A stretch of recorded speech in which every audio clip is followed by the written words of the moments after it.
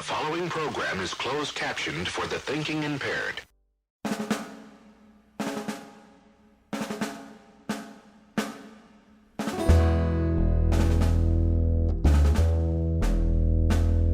Our blood runs blue, we're loyal men and true, the hope of a new generation. But we don't speak too well, we can't read or add or spell. California couldn't pay our education. Our rooms each fall were crowded wall to wall, resplendent in squalid privation. And our texts were first rate back in 1958. California couldn't pay our education. And 3 years on, when they noticed we were gone, they showered us with consideration.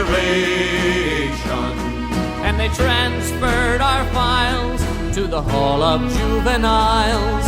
California couldn't pay our education.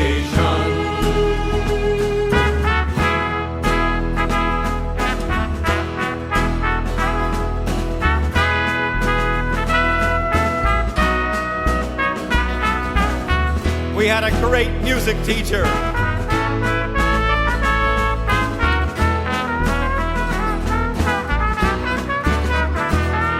But he got laid off.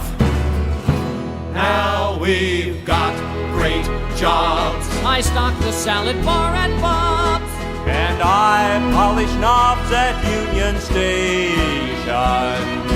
And I practice law. La la la la la la la. California couldn't pay our education.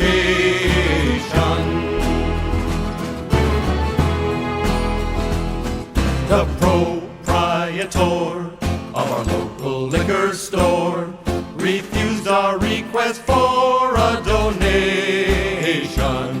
But we changed his mind with a crowbar from behind.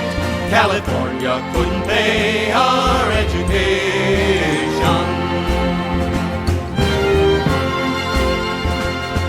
They locked us away for 3 years and a day, completing our alienation. But we learned from those men how to not get caught again. California finally paid our education.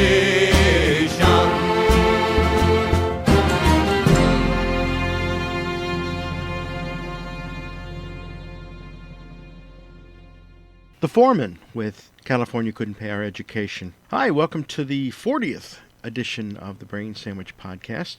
Mike Madonna sitting in alone again today. And as I've said in past podcasts, Jim and Jay and I can't get together real soon, so I found a way to put them into the show without them actually sitting down and doing it on the microphone live. I've been doing their movie reviews. Today is a special day because we're going to actually do one where they do review It's a Wonderful Life. And they use some people from KDHX, where we used to do the show. Some of their on-air personalities came in and did this review with them. And so this is going to be something quite unique, and I hope you enjoy it. After that, it's Splatter University and Terror Vision. Enjoy. Talk to you later.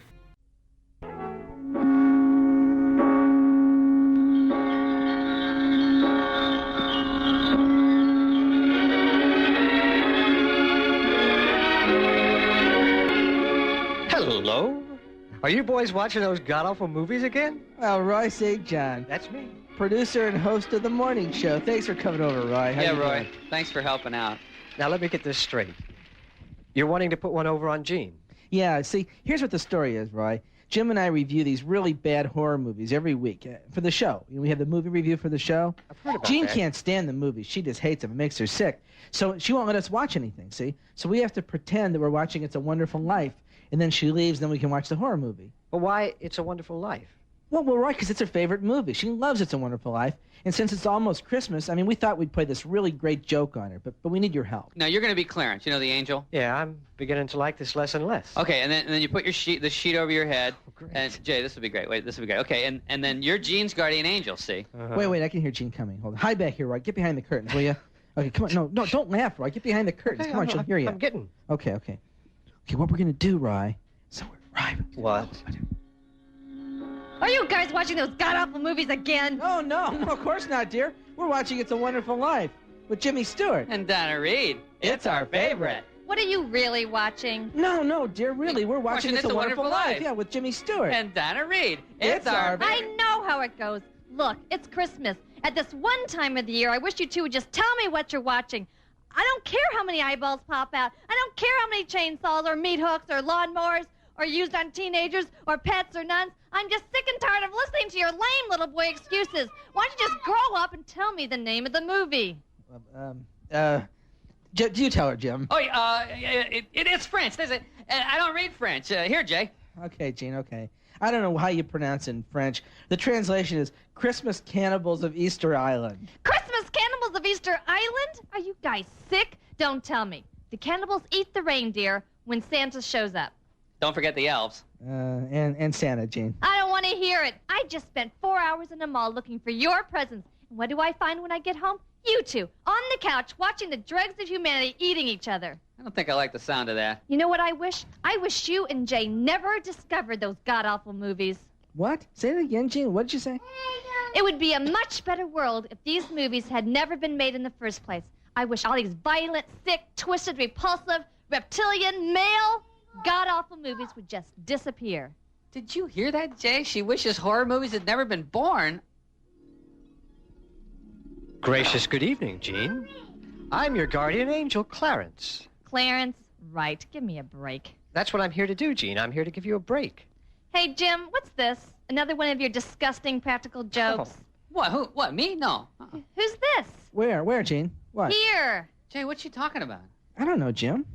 They can't see me or hear me, Gene. You must know the plot by now. I'm here to grant your wish. What wish? Did you say something about wishes? Jim, shut up. What wish? You said you wished there weren't any horror movies. You said the world would be a better place without them. I'm going to give you your wish. Poof. There are no more horror movies. All movies are sweet and pure as gold. The Brain Boys will never watch another. Are you kidding? Look, they're still sitting there watching something. Ask them what they're watching. What movie are you watching, dear? Why, you know, Honey Pie. It's the only movie to watch at this time of year. You know, Frank Capra's holiday classic, It's a Wonderful Life, with Jimmy Stewart. And Donna Reed. It's our favorite.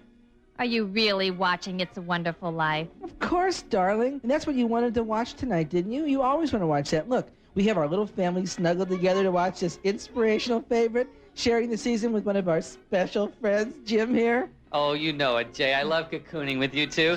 It's really special to be with my friends at the most wonderful time of the year. Mm-hmm. Hey, Gene, remember me? How about a thanks for turning them into wonderful human beings? Thank you, Clarence, for all your help. Why don't you let yourself out the back door? Thanks a lot. I'll visit again. While I have a little chat with the Brain Boys. I wouldn't live in as a ghost. Now watch, there's right in the second floor there, see?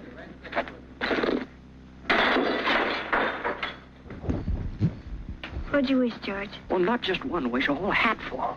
Mary, I know what I'm going to do tomorrow and the next day and next year and a year after that. I'm shaking the dust of this crummy little town off my feet and I'm going to see the world. Italy, Greece, the Parthenon, the Colosseum. Then I'm coming back here and go to college to see what they know. And then I'm going to build things. I'm going to build airfields. I'm going to build skyscrapers 100 stories high. I'm going to build bridges a mile long. Were you going to throw a rock?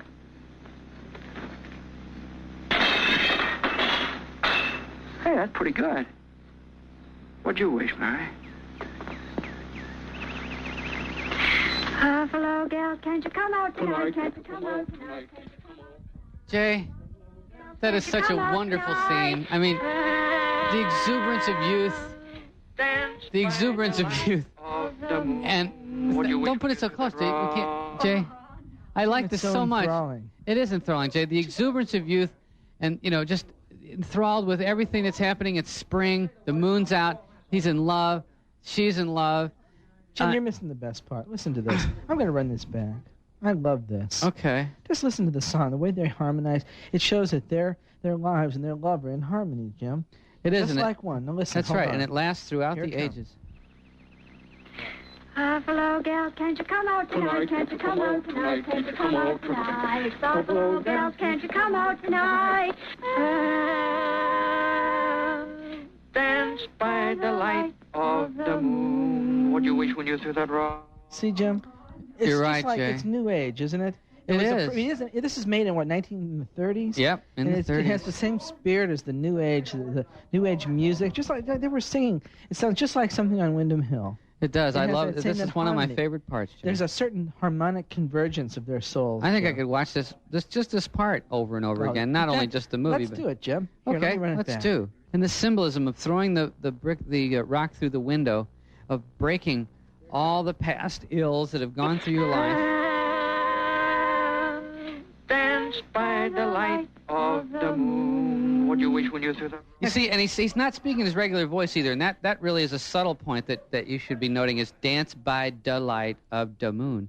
He doesn't talk like that anywhere else in the movie except right there, Jay. I think there's a message for us, Jim. I think it is. We don't exactly know what it is because this is a very deep, multi-layered movie. it There's no is. way that we're It ever is. probably will ever be able to know this unless Frank Capra has left us some kind of Rosetta Stone. I think in so. which they can interpret some of the underlying meanings of some of this particular movie. I think I agree Listen with to you this thing. 100%. Listen to this thing about the stars and the moon, Jim. Hold on. This is so beautiful. Just a second. Instead of talking her to death. Want me to kiss her, huh? Oh, you just wasted on the wrong people. Hey. Hey, hold on. Hey, mister, come on back out here. I'll show you some kissing. We'll put hair back on your head. What do you...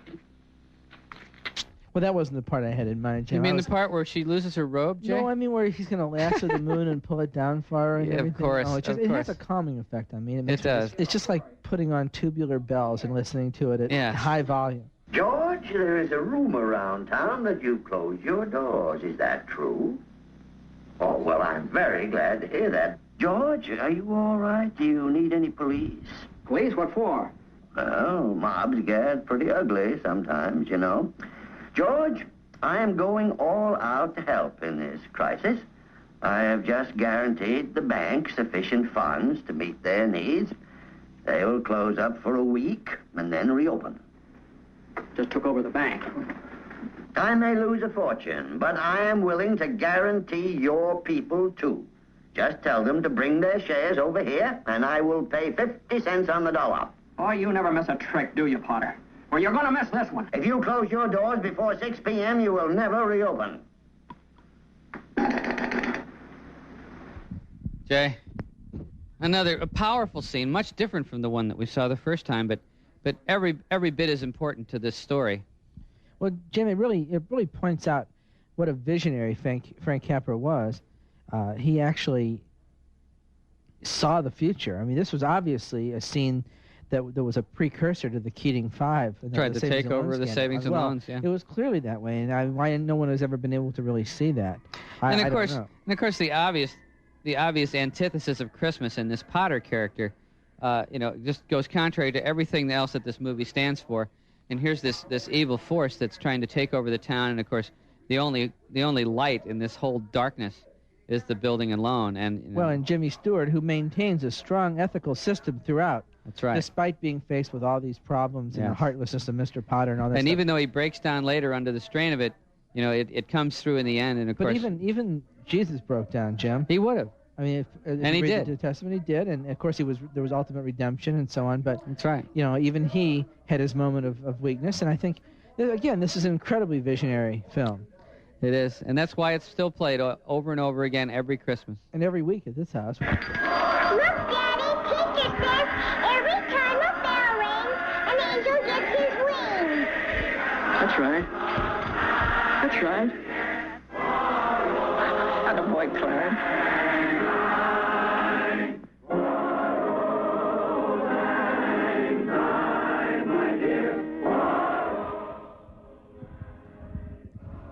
For Old Lang Syne, Jay, they don't sing that at Christmas anymore. No, they don't, Jim. It's traditionally a New Year's song now, but Yeah. that scene points out, Jim, why what I've been telling you all along, wrestling is so important. to this culture. I mean, every time a bell rings, an angel gets his wings. Yeah. I think we should be holding these people, wrestlers and boxers, in much more esteem than we actually do. Yes. You know, a good night at Caesar's Because every Palace. time the bell rings. Pardon me?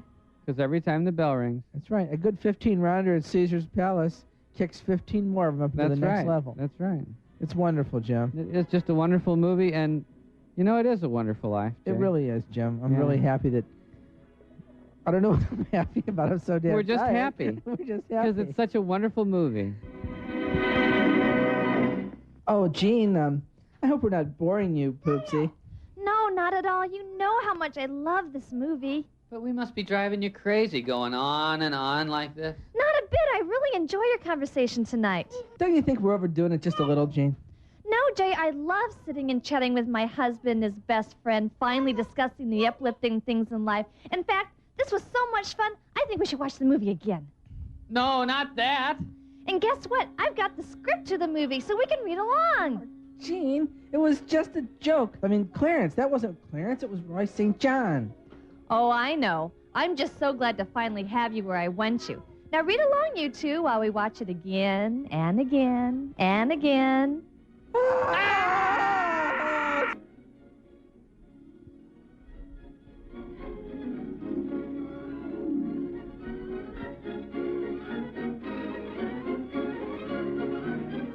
And again, and again. But do you listen to me? No. You have to fall asleep watching those boring, awful movies over and over again. Jim, wow, I had the strangest dream, Jim. Me too.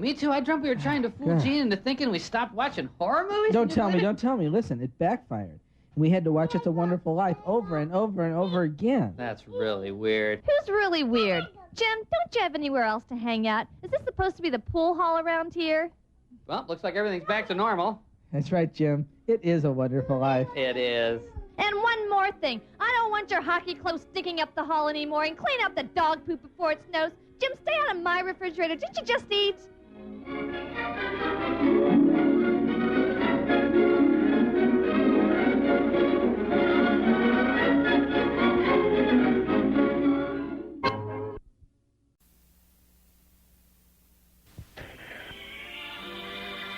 Are you guys watching those god-awful movies again? No, Gene, we're watching It's a Wonderful Life, huh, That's Jay? right, with Jimmy Stewart and Donna Reed. It's our favorite. Then why is it when I walked by earlier, I thought I saw someone on TV carrying a butcher knife? Well, that was Jimmy Stewart. That's the part in the movie where he goes to cooking school. Yeah. He learns how to chop things and dice things and cut things and gut things and all Wait sorts a of... minute. Jimmy Stewart never went to cooking school. Well, no, of course he didn't, but because he had to end up watching The Building Alone, but he would have gone to cooking school, huh, Jay, in Europe. Yeah, in Europe, he would have been one of the great chefs. You can He was bet going on to that see the one. world and cook his way around the world. Uh-huh. Hey, brain boys, it doesn't take any cooking degree for me to go in the kitchen and get a rolling pin and come back here and splatter you guys for lying to me. We're sorry, Gene. You ought to be. Good night, boys. Good night.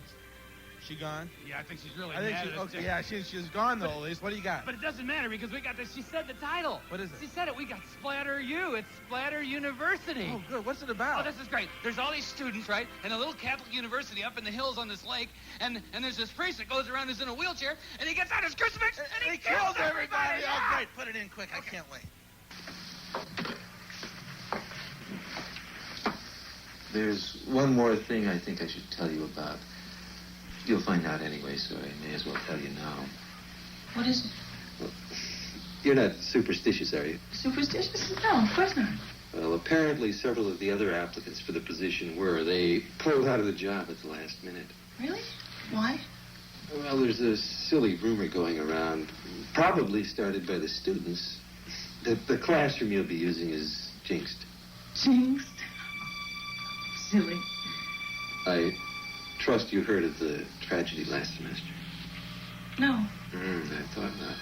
Well, a young teacher, Janet Phillips, was attacked in the classroom you'll be using. It happened late one night, and we're not sure how or why it happened. Well, did they find out who did it? No, unfortunately, her death remains a mystery. Her death? You mean she was murdered? Yes. Now, we're certain that her death was an isolated incident and no one connected with the university was involved in any way. this hasn't influenced your decision about accepting the position. No. Well, you know that normally the Brain Boys would be coming on at this time to tell you about the movie, but you know this is Father O'Hare, and this is Father O'Toole. And you know, the last time we saw the Brain Boys, they was being taken to the hospital with a rolling pin stuck in their heads. That's true, and I wish them well, don't you, Father? I do too. You know they're good boys, and they'll be back just before you know it, before you can just slap your pants. And they'll be up and around. A quick recovery to them both. That's right. Well, but anyway, on to the movie, Father. On to the movie. Well, Father O'Toole, today we've got a movie that was made probably in the early 80s, and it's about a good Catholic school up in the upstate New York. St. Trinian's it's called, That's Father. right, St. Trinian's, one of my favorite saints. And these good fathers are trying to teach the people here, these awful kids that are running around and yelling and screaming and making just life hell for all of these wonderful teachers that are there trying to teach them something. It was a shame, Father. There's no discipline left in the world, Father. If they'd have been at Notre Dame, they'd have been in big trouble. They would have never acted like this, Father. That's right, but this is called Splatter University, and of course, just by the name of it, you can imagine what's going to be happening here, and it just almost makes me ill just thinking about it, you know. Now, what's happening here, Father O'Toole, is that this new teacher, this lovely lady's coming in. She's teaching her first time at this school, her first teaching assignment. She's fresh out of college. And she comes and they give her the classroom where this other teacher had been martyred before in a brutal way. And she comes into class her first day, and these kids are sitting there. They're all half asleep. They're not paying any attention. They're making loud, obnoxious noises and just driving this poor little teacher to distraction. It's awful, I tell you. Well, Father, I wonder where they got their high school training. They sure as hell didn't go to St. Philomena's. They wouldn't be acting like this right now. They'd be well behaved. They'd be kids we could be proud of, Father. That's right, Father. They certainly didn't act like that when we was teaching the grades. And you know, Father, what really disturbed me was the sex stuff in this. I mean, if these kids acted this way when I was the principal, I mean, they'd have been in big trouble. Listen to this scene coming up here, Father. Oh, Tony. Oh, Tony. Tony. What? I can't go through with this. What if Doreen comes back? She's not coming back. She's got a class now. Are you sure? I'm supposed to be in that class. All right. What now? I have to. Do you have a thing? Of course I got a thing. What do you think I am, a eunuch? I don't mean that thing. I mean a thing. You mean like a rubber band or a prophylactilator? Mm-hmm. I had it on an hour ago when I was waiting to come here. All right. You see, Father, it's scenes like that disturb me. So much sexual stuff going on. That never happened when we were in school. It never happened when we taught school. I don't know where these kids were brought up. And besides that, you know what really makes me wonder in that scene, Father? And what would that be, Father? Well, it's the whole thing about this prophylactilator, Father. What on earth would they be interested in coffee at a time like that for? Jesus, Mary, and Joseph, caffeine's not good for them. Well, Father, you know, there was at least one of the girls there at the school that had the right sense to go and see the priest about her problems in the sexual nature. You know, I'm not going to say what it is. Of course, the priest can deal with that in his own time, but here's the scene coming up now. Father Williams, can I see you? What seems to be the problem? Well, there's this guy, Tony, and his girlfriend just got killed. And I figured maybe I could help him by trying to make him feel better. So he came over one night. Well, he put his head on my shoulder. And I thought he was going to cry, but instead he started to kiss it. And then he started to move down towards my breasts. And then it happened. Well, why don't you come to my office around 8 o'clock tonight and we'll discuss it further. Will it make me feel better? Well, of course it'll make her feel better, Father, to lift that heaviness from her heart, as she knows she did the right thing. Hey, but you got to watch yourself, Father. You remember what happened to Father McGee? Well, vaguely, Father, but they was just rumors at my church. Well, yes, Father, but I think they were just a tad more than rumors they were. Father McGee was hearing confessions over at his parish, you know, and this young girl comes in, and she says, "Bless me, Father, for I have sinned. I called my boyfriend a dirty S.O.B." And Father McGee says, "What child?" He says, "Why on earth would you call your boyfriend a dirty S.O.B.?" And she says, last night he came to my house on the pretense of wanting to study with me. Next thing you know, he's unbuttoning me blouse, she says, and he's just all over on top of me. And Father McGee, well, he gets a little interested in this, and he says, well, listen, he says, why don't you come into my side of the box here? And you can show me and demonstrate what he did, because I can't tell the gravity of the sin unless you're right here with me. She says, well, okay, Father. So she goes into Father McGee's side of the confessional. She says, so what happened? She says, well, the next thing that happened is he's all over on top of me, and Father, he was making mad, passionate love to me right there on the floor of the living room. We weren't studying a lick. So anyway, the next thing that happens is Father McGee forgets all about him being a priest and all about his vows and all that. He's doing who knows what in the confessional with this young lady, Afterwards, boy, he gets himself together and he goes, well, he says, I understand that boys will be boys. He says, but I still don't see there's no reason to call him a dirty SOB. Well, she looks at him and says, but Father, I didn't tell you the worst part. She says, after he was finished, he looked at me and he said, by the way, I forgot to tell you, I got a social disease. Oh, I didn't. He did? Father McGee looks at her and says, why, that dirty SOB.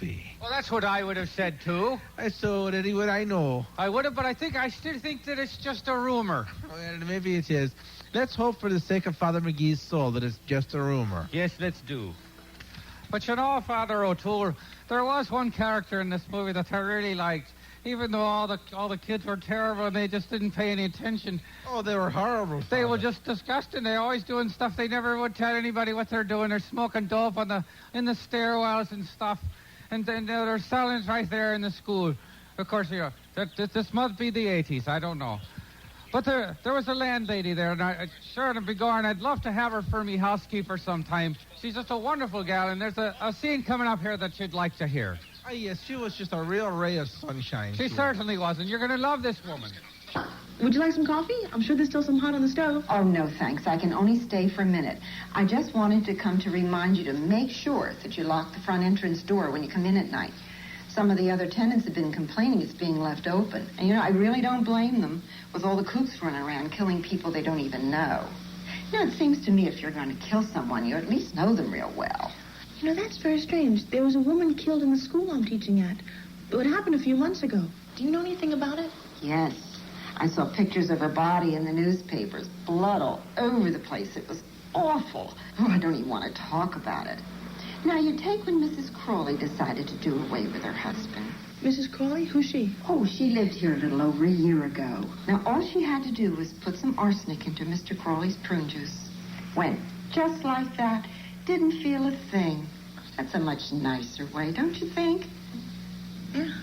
Of course, it did take me a whole week to air the place out. Is there anything else, Mrs. Bloom? Oh, I guess you want to finish your unpacking. Yeah. I tell you, Father, such a sincere woman, always has a nice little story for you. It does your heart good, to know there's still good people in the world. And I bet she bakes fine biscuits, Father, She probably does. But, Father, you can't forget that no matter how sweet and innocent this lovely woman was, the kids were still so horrible. I just can't get over it. I hate to keep harping on it again and again, but, Father, I can't help it. I'm amazed and dismayed at how awful the children at this Catholic college were. I agree. I have to agree with you. I mean, they never brought their assignments on time. They didn't even bring their registration cards to the first day of class. They was sleeping there in the seats. And the cussing, Father. I haven't heard such kind of language. They did. They're cussing all the time. They're cussing constantly. I never heard such language when I was chaplain in the Merchant Marine, Father. That's right, Father. I can barely play a part here for the people that are listening on the radio without the cussing coming in there. I mean, Father, it's not just the cursing. It's the smoking, the disrespect, the sex, the mortal and the venial sins. Especially the mortal and venial sins. Their souls are at stake here. And you know that they're not going to make it into the pearly gates if we did. Hold it here. Excuse me, fathers. Hey, I'd like who to say are you, my son?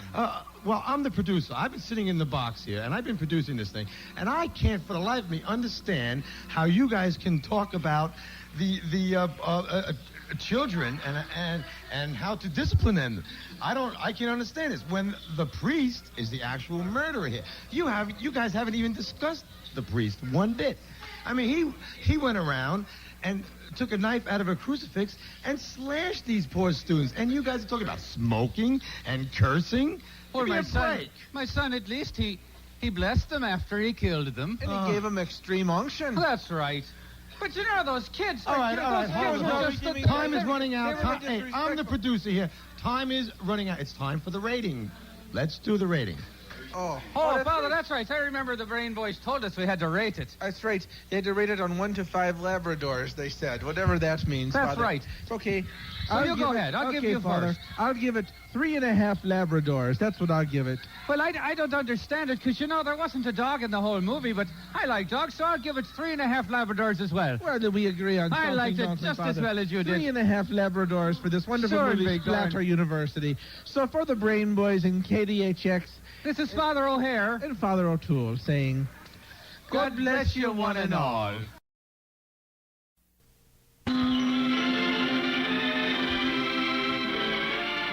Are you guys watching those god-awful movies again? Oh, no, Gene. No. We're watching It's a Wonderful Life. Yeah, with Jimmy Stewart. Yeah, and Donna Reed. It's our favorite. Come on, guys, you tell me that every week, and I know you're lying. What are you really watching? Oh, all right, Gene. Look, I know you got us, and I feel bad about it, don't you, Jay? Yeah, I do. All right, let's tell her the truth. Okay. We're watching TerraVision. I know you're watching something on the television, but I want to know what movie you're watching on the television. No, not television, Gene. TerraVision. Guys, you have been watching too many Japanese flicks. You're not even talking right. You're sounding like them. No, What Gene, are you watching? Huh? No. What are you watching? Not TerraVision. TerraVision. Oh, guys. Just forget it. I'm going to bed. Good night. Good night. That's the funniest thing I ever heard. Dude. What? Well, that's what we have. It's TerraVision. TerraVision? I know it's on TerraVision. No, not TerraVision. TerraVision. TerraVision? Yes. What are you talking about? No, it's called TerraVision. TerraVision? Yeah, that's great, Jay. This is great. What is it? Yeah, it's about this alien, see? And they have this planet, and on the planet they have these things that they have to get rid of. It's called the Alien Disposal Unit, the Mutant Disposal Unit. And they beam this thing out into space. Well, it just happens to hit this satellite dish at this guy's house down on Earth here, and it goes into their television, and it jumps out of the television and comes to life, and it runs around, and it kills everybody, right? Oh, good. Let's put it in now.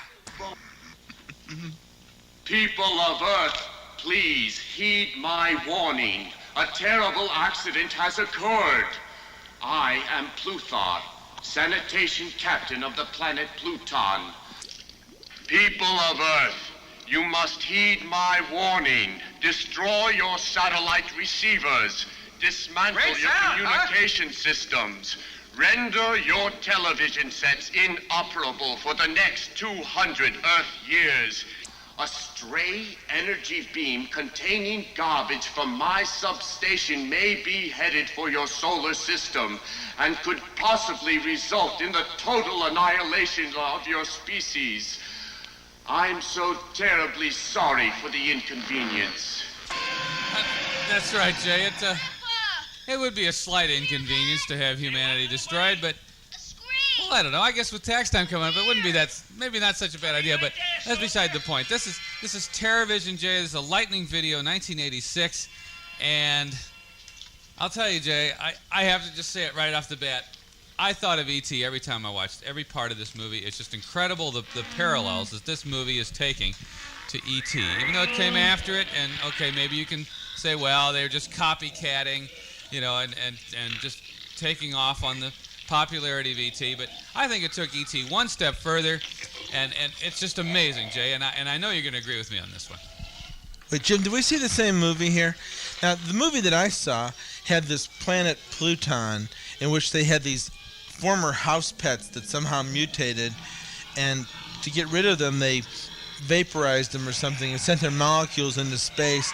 And in this case, it latched onto one of our TV beams and wound up in the Earth's... I'm laughing because... just, oh, God. Anyway... somehow the monster locks into our... now this guy's having his head crushed. Jim, anyway, oh, God. Anyway, it locks into our TV circuit somehow, and it crawls out of the TV set, and it's real awful. It's got 3 eyes. It's dripping this gooey junk. It's got huge teeth. It looks kind of like a combination of Froggy the Gremlin and the Incredible Melting Man. Is this the same thing that you say is like the cute little E.T. that we come to know and love? Well, yeah, Jay. I mean, this is a cute movie. It was cute. See, what it is this is a more realistic movie than E.T. was. That's what it was. E.T. was just too cute. You know, the thing was, you know, it resembled this one. It was kind of snake-like a little and almost like tortoise-like a little and kind of crab-like. And this one's like that. But it didn't have the oozy stuff. But I think that's, I mean, not a gun, but the ooze, the stuff that oozed out of him. But what it is that, you know, the parallels are the same. They're there, Jay. This creature is stranded on Earth, you know, by mistake, and you know, it can't get back home, and it finds these people, and at first they scare him because they keep screaming every time he shows up, and so it's like self-defense. You know, he just pinches them in the head and sucks all their juices out. It's self-defense, Jay. I mean, he has to do this. And then after a while, though, finally he meets this one guy named O.D., who's this punker guy, right? Kind of hard rock, heavy metal kind of punk.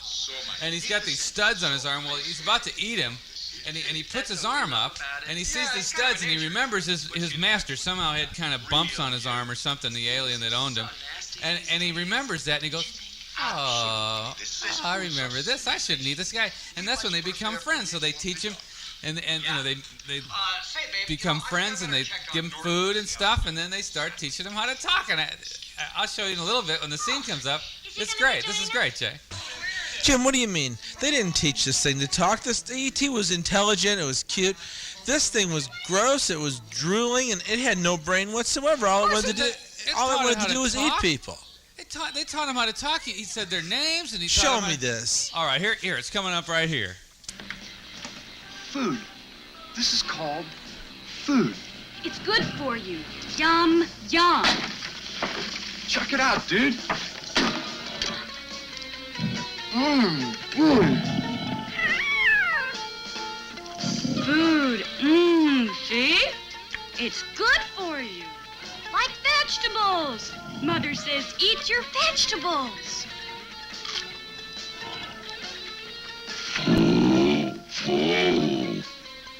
See, Jay? They taught him to say food. Look, see? Food. See? He's saying food.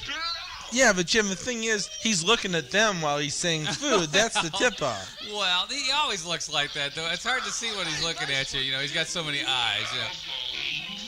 Now, okay. Now, look, there's more. Now, they teach him how to say their name. Now. Go ahead, dude. All right, here. Okay. I'm O.D. O.D.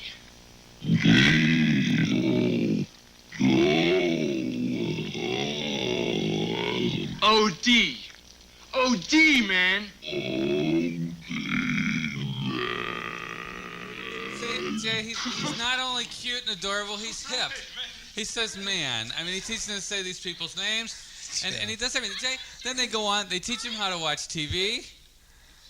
That's cute. That's okay. Yeah. I'll give that's cute. Yeah. It is. And then they teach him, you know, they teach him how to sit in the hot tub and watch TV. Okay, at I the admit same that's time. cute too. It is. Yeah, and they teach him all kinds of things, Jay. Okay, but after they teach him all this stuff, he does all these cute things. He sits in the hot tub. He learns how to microwave stuff. He learns how to like heavy metal music. He learns how to say their names. Then what happens? They teach him how to use like gels and oils and things like that. Yeah, but then I mean, what happens after that, Jim? I mean, after the TV dinners? After they finish teaching him everything and all that stuff is over with. Well, come on, what happens? Well, Jim? Well, then he eats OD. I mean, he puts these things in his All right, head all and right. he sucks the stuff out sucks of him. his brains out. Right, But okay. It was self-defense. He punched him, Jay. He punched him in the face. He says, shut up, and he hit him in the face, and that's when he sucked his brains out. Yeah, that's a great defense, Jim. Your Honor, he tapped me on the chest, so I sucked his brains out in self-defense. Great. That's a wonderful you can't movie. look at that. No. Look, How else would you look at it? You can't deny that the parallels are there, though. Look, it's a Jim, nice I've been denying family. it for 10 minutes. It's a nice family. They live in a nice middle-class neighborhood. Jim, you know, they got the daughter's, it looks like a mutated form of Cyndi Lauper. The parents are swingers, and the grandfather's a pervert. How can this be anything like E.T. that had this typical middle-class suburban family? This is ridiculous. Well, Jay, I'll tell you, no matter what I say, I can see that your attitude is that you're not going to accept any evidence that I give you that this movie was great and that it paralleled E.T., and I just can't believe that you don't see this. Yeah, right, Jim. Okay, I take your word for it. You're right. I'm wrong. Now I'm just sitting here watching this movie, waiting for the cute little thing to walk up and say, brain-sucking mutant garbage monster from Plutonus, phone home. Now, when that happens, then I'll agree with you. It's just like E.T. All right, and give I'll me tell your you, rating. brain-sucking garbage monster from Plutonus gets one half a lobotomy. This is awful. Jay, I can't believe you didn't like this. Well, I mean, it wasn't as good as Elves last week, granted, but I'm still gonna give it 4 lobotomies anyway, just because it's just such a wonderful parallel. In fact, it's a better movie than E.T. I think so. Well, that's it for the St. Louis Brain Sandwich Video Movie Review. Thanks to Star Video at 3117 South Grand for providing the movie.